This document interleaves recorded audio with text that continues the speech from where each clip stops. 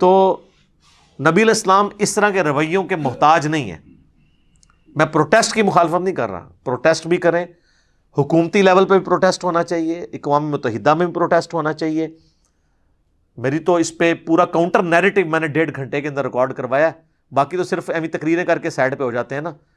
تو وہ آپ دیکھیں، آپ یوٹیوب کے اوپر جا کے لکھیں، تو میں نے ایک ایک بتایا کہ حکمرانوں نے کیا کرنا ہے، عوام نے کیا کرنا ہے، مسلمانوں کے لیڈرز نے کیا کرنا ہے، مسلمانوں کے علماء نے کیا کرنا ہے، اور ہم نے کس طرح سوشل میڈیا میں اس حوالے سے کمپین کو چلانا ہے. باقی یہ کہنا کہ جی ہم وہ فرانس کی ایمبیسی کے ساتھ اپنے تعلقات ختم کر دیں گے، اپنا سفیر واپس بلا لیں گے، ان کا سفیر واپس بھیج دیں گے، کتنے عرصے کے لیے؟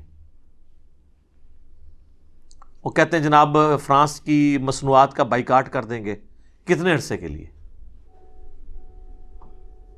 وہ بھی آپ پہ پابندیاں لگا سکتے ہیں. اور سب سے بڑی بات، فرانس کے اندر 5 ملین مسلمان ہیں. جی سر، 5 ملین، 50 لاکھ. اگر وہ یہ کہیں گے آپ یہاں سے نکل جاؤ. اور بڑی عجیب بات ہے کہ فرانس کے اندر بیٹھے ہوئے لوگ پوسٹیں لگا رہے ہیں، تو تم کیوں نہیں واپس اپنے ملک واپس آتے ہو؟ یہاں جن علماء کو آپ وہاں سے پیسے بھیج رہے ہو، یوروز بھیج رہے ہو، ڈالرز بھیج رہے ہو، پاؤنڈز بھیج رہے ہو، انہوں نے کبھی تمہیں کہا کہ فرانس چھوڑ کے ادھر آ جاؤ؟ پروڈکٹس کے ساتھ تو ہمارے یہاں لوگوں کی اکانومی جڑی ہوئی ہے. اس کو آپ نے جذبات کی بجائے نا علمی طریقے سے دیکھنا ہے. اور یعنی اس کے اوپر کوئی اور ہنگامہ نہیں کھڑا کرنا. میں جو باتیں کہہ رہا ہوں، آپ وقتی طور پہ ایشوز کو اس طریقے سے کر سکتے ہیں. ہاں، آپ اس کو اٹھائیں انٹرنیشنل فورم کے اوپر اور ان کو بتائیں کہ یہ جو کچھ آپ شخصیات کی بے احترامی کرتے ہیں، صرف نبی علیہ السلام کی نہیں، کسی بھی پیغمبر کی یا کسی بھی ریلیجن کے رہنما کی گستاخی کرنا، اس کے لیے توہین آمیز الفاظ استعمال کرنا، یہ غلط ہے. اگر آپ سنگل آؤٹ مسلمانوں کا مقدمہ پیش کریں گے تو وہ پھر نہیں ایکسیپٹیبل ہوگا. سیدھی سی بات ہے، ان کے موٹے دماغ میں یہ باتیں سمجھ نہیں آتی.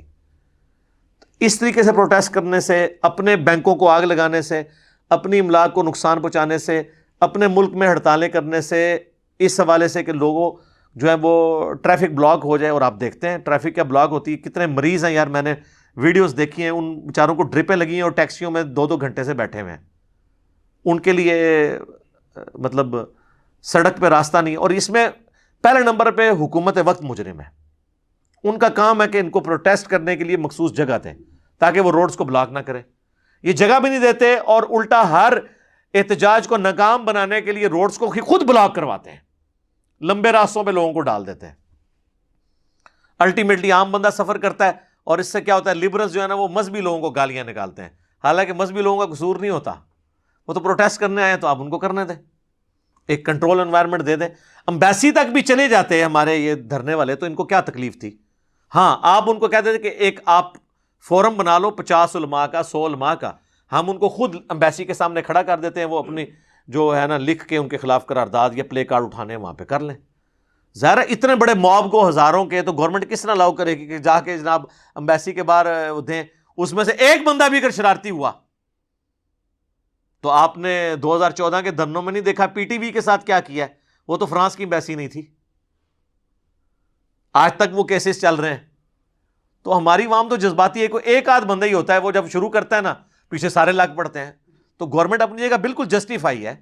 وہ پھر صرف فرانس کی امبیسی کو آگ نہیں لگنی تھی، باقی ساری امبیسیاں بھی جل جانی تھی اور سارا نقصان اوور آل ملک کا ہونا تھا، امیج لادا سے.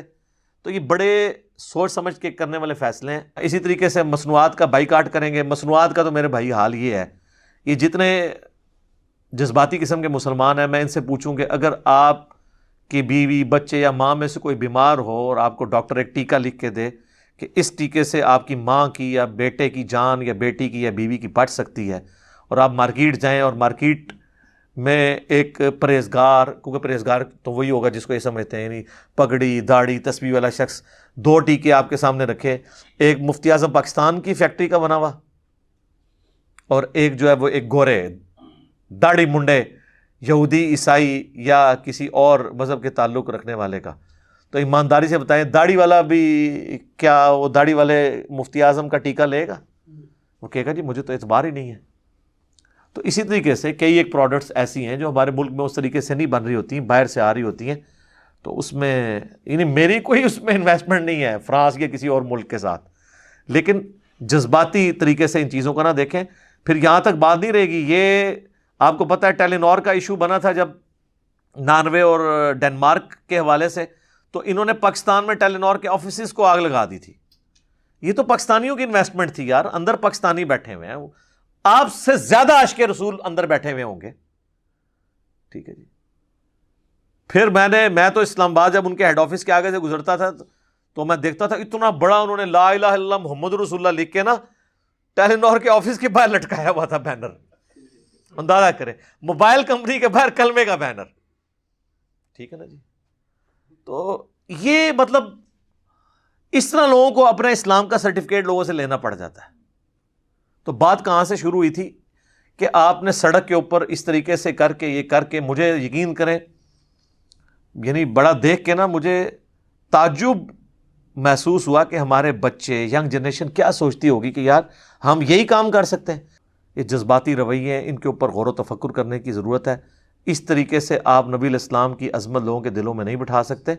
آپ نبی الاسلام کی جو شخصیت کا اعلیٰ کردار ہے وہ لوگوں کے سامنے پیش کریں کہ نبی صلی اللہ علیہ وآلہ وسلم اس انسانیت کے لیے منجی اور ہادی، نجات دہندہ بنا کے بھیجے گئے۔ کس طرح آپ صلی اللہ علیہ وآلہ وسلم نے عورتوں کو، غلاموں کو اور پسے ہوئے طبقوں کو ان کے حقوق دلوائے، یہ آپ علیہ السلام کا کریکٹر ہے۔ اور ایک آج شخص اٹھ کے جس کی کوئی حیثیت ہی نہیں ہے، وہ ایک ایسے شخص کے بارے میں بات کر رہا ہے جسے دنیا کے 1.5 ارب لوگ جس سے عقیدت رکھتے ہیں، اور باقی لوگ بھی اس کی شخصیت کو ایز اے شخصیت، بڑی شخصیت مانتے ہیں، ان کا احترام کرتے ہیں۔ تو آپ اس طریقے سے چیزوں کو ہائی لائٹ کریں، جو کرنے کی ضرورت ہے۔ اس طرح کے جذباتی رویوں سے کچھ بھی نہیں ہونا۔